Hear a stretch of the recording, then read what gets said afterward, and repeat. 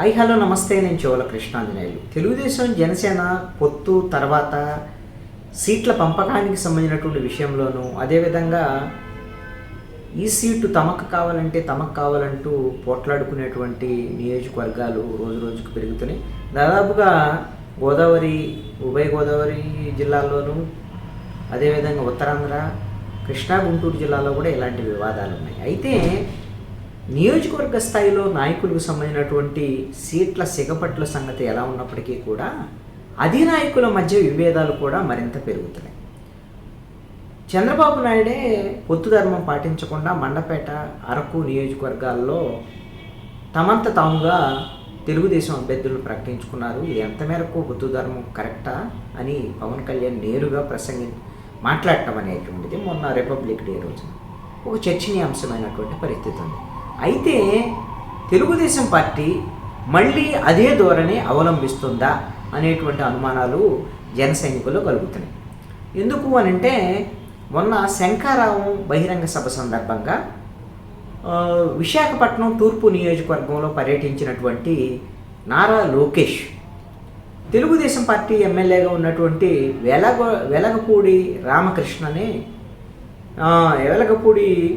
రామకృష్ణని అభ్యర్థిగా ప్రకటించడం అనేటువంటిది కాకుండా, ఈయన మీరు వచ్చే ఎన్నికల్లో కూడా గెలిపించాలి అనేటువంటి విధంగా నారా లోకేష్ పిలిపించారు. ఎక్కడా కూడా పవన్ కళ్యాణ్ ఈ రోజున ఉత్తరాంధ్ర సభల్లో పాల్గొన్నాడు. ఉత్తరాంధ్రకు సంబంధించినటువంటి కొంతమంది నియోజకవర్గాలకు సంబంధించినటువంటి జన సైనికులతో మాట్లాడాడు. ఎక్కడా కూడా అభ్యర్థులను ప్రకటించడం కానీ, అభ్యర్థుల్ని గెలిపించండి అని విజ్ఞప్తి చేయడం కూడా చేయలేదు. ఆ విధమైనటువంటి జాగ్రత్తలు తీసుకుంటున్నారు పవన్ కళ్యాణ్. కానీ తెలుగుదేశం వాళ్ళు ఒకవైపున ఇష్టారాజ్యంగా పొత్తు ధర్మానికి విరుద్ధంగా అభ్యర్థులు ప్రకటించొద్దని జనసేన అని పవన్ కళ్యాణ్ చెబుతున్నప్పటికీ కూడా ఈ విధమైనటువంటి అభ్యర్థుల ప్రకటన చేస్తున్నారు తెలుగుదేశం. నారా లోకేష్ విశాఖ ఈస్ట్కు సంబంధించినటువంటి వెలగపూడి రామకృష్ణని ప్రకటిస్తే, ఈ చంద్రబాబు నాయుడు కూడా మరో 2 నియోజకవర్గాలకు సంబంధించినటువంటి అభ్యర్థుల్ని గెలిపించాలని పిలిపించారు. ఆయన మొన్న కదలిరా బహిరంగ సభ పర్చూరులో జరిగినటువంటి సందర్భంగా ఏలూరు సాంబశివరావుని గెలిపించండి, మళ్ళీ కూడా మీరు ఆదరించాలి అని ఆయన సిట్టింగ్ ఎమ్మెల్యే ఏలూరు సాంబశివరావు అంటే ఒక రకంగా మళ్ళీ ఆయన పోటీ చేస్తారని ప్రకటించినట్లే. అదేవిధంగా కొండేపి ఎమ్మెల్యే బాల వీరాంజనేయ స్వామి, అతను కూడా గెలిపించమని నేరుగా చంద్రబాబు నాయుడు పిలిపించారు. ఈ 2 ప్రకాశం జిల్లాకు సంబంధించినటువంటి ఉమ్మడి ప్రకాశం జిల్లాలో 2 సీట్లు మొన్న 2019 ఎన్నికలు గెలిచారు. అంటే సిట్టింగ్ సీట్లకు సంబంధించినటువంటి వ్యవహారం కానీ 175 అసెంబ్లీ నియోజకవర్గాలు, ఇద్దరూ ఎన్ని సీట్లు జనసేన, ఎన్ని సీట్లు తెలుగుదేశము అనుకున్న తర్వాత బీజేపీ అంశం కూడా తేలిన తర్వాత, ఒకవేళ బీజేపీ పొత్తులోకి వస్తే అప్పుడు ఏ సీట్లు ఎవరికైనటువంటి దాని మీద క్లారిటీ వచ్చేదానికి అవకాశం ఉంటుంది. అలా కాకుండా సిట్టింగ్ ఎమ్మెల్యేల వరకు మేము తెలుగుదేశం ఆల్రెడీ ప్రకటించుకుంటాం, మిగతా వాటిని మేము జనసేనకి ఇస్తాము అని అంటే ఒక అర్థం ఉంటుంది. అది కాదు, మరి అట్లా కుదరదు కదా. 175 సంబంధించినటువంటి దాంట్లో సీట్ల పంపకం సంబంధించినటువంటి అంశం ఉంటుంది. కాబట్టి మొన్న 2 ప్రకటిస్తేనే వివాదం వచ్చినప్పుడు మరొక 2 ప్రకటించాడు చంద్రబాబు నాయుడు, ఇంకొకటి నారా లోకేష్ ప్రకటించారు. మరి ఇప్పుడు పవన్ కళ్యాణ్ ఏం చేస్తారు? మరి పవన్ కళ్యాణ్ కూడా ఇప్పుడు మొన్న చంద్రబాబు నాయుడు ప్రకటించాడు కాబట్టి నేను 2 ప్రకటిస్తాను అన్నాడు కాబట్టి, ఇప్పుడు వీళ్ళిద్దరు కలిసి 3 ప్రకటించారు కదా, చంద్రబాబు నాయుడు, నారా లోకేష్. అందుకని మరి పవన్ కళ్యాణ్ కూడా ఇంకో 3 ప్రకటిస్తాడా?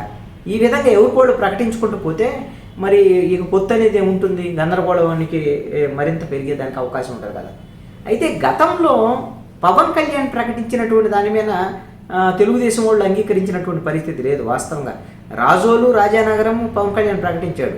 మళ్ళీ రాజోలు, రాజానగరం వాళ్ళు కూడా తెలుగుదేశం పార్టీకి సంబంధించినటువంటి మీటింగ్ సందర్భంగా మాకే ఇవ్వాలి అని అధినాయకుడి దగ్గర గొడవ చేసినటువంటి పరిస్థితి ఉంది. అదేవిధంగా పవన్ కళ్యాణ్ మొట్టమొదటిసారి ఒక ప్రకటన చేశాడు. ఎవరిది? నాదెండ్ల మనోహర్. అది కూడా పొలిటికల్ అఫైర్స్ కమిటీ జనసేన పార్టీకి సంబంధించి చైర్మన్. ఆయనది గుంటూరు జిల్లాకు సంబంధించినటువంటి తెనాలి సీటుకు సంబంధించినటువంటి మొట్టమొదటి ప్రకటన పవన్ కళ్యాణ్ చేసి, కొన్ని దానికి ఏమైనా తెలుగుదేశం పార్టీ అంగీకరించిందంటే అంగీకరించాలి. అక్కడ మాజీ మంత్రి అయినటువంటి ఆలపాటి రాజేంద్ర ప్రసాద్ అనుచరులు అందరూ కూడా ఖచ్చితంగా తెలుగుదేశం పార్టీకి సీటు ఇవ్వాలని వాళ్ళందరూ గొడవ చేయటం, అదేవిధంగా ఆలపాటి రాజా కూడా మొత్తం నియోజకవర్గంలో తానే మళ్ళీ పోటీ చేయబోతున్నాను అనేటువంటి విధంగా ఇప్పుడు ప్రచారం చేసుకుంటున్నటువంటి పరిస్థితి. అంటే నాదెండ్ల మనోహర్ సీట్కే గ్యారంటీ లేనటువంటి పరిస్థితి, తెలుగుదేశం వాళ్ళు మాత్రం ఇంకొక వైపున వాళ్ళ సీట్లు ప్రకటించుకునేటువంటి పరిస్థితి. ఈ విధమైనటువంటి దాంట్లో మరి జనసేననే ఇబ్బందికి గురి చేసేటువంటి విధంగా, అసహనానికి గురి చేసేటువంటి విధంగా చంద్రబాబు నాయుడు, లోకేష్ వ్యవహరిస్తున్నటువంటి తీరు పట్ల మరి జనసేనని ఎలా స్పందిస్తాడు ఏమిటి అనేటువంటి దానిపైన మరి చూడాలి. ఎందుకోసమనంటే ఈ 2 ప్రకటనల తర్వాత కూడా ఈ రోజున ఉత్తరాంధ్ర నాయకులతో పవన్ కళ్యాణ్ భేటీ అయ్యారు. జనసైనికులు కొనతాల రామకృష్ణ వీళ్ళతో మాట్లాడిన తర్వాత ఉత్తరాంధ్ర నాయకులందరితో భేటీ అయ్యారు.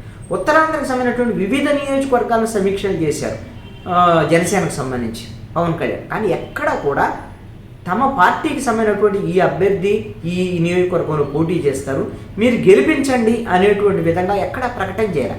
అంటే అభ్యర్థులను ప్రకటించకుండా చాలా జాగ్రత్త వహిస్తున్నాడు, పొత్తు ధర్మాన్ని పాటిస్తున్నాడు పవన్ కళ్యాణ్. మరి తెలుగుదేశం పార్టీ ఆ ధర్మాన్ని పాటించాల్సినటువంటి బాధ్యత ఉందా లేదా అని జన సైనికులు అడుగుతున్నారు.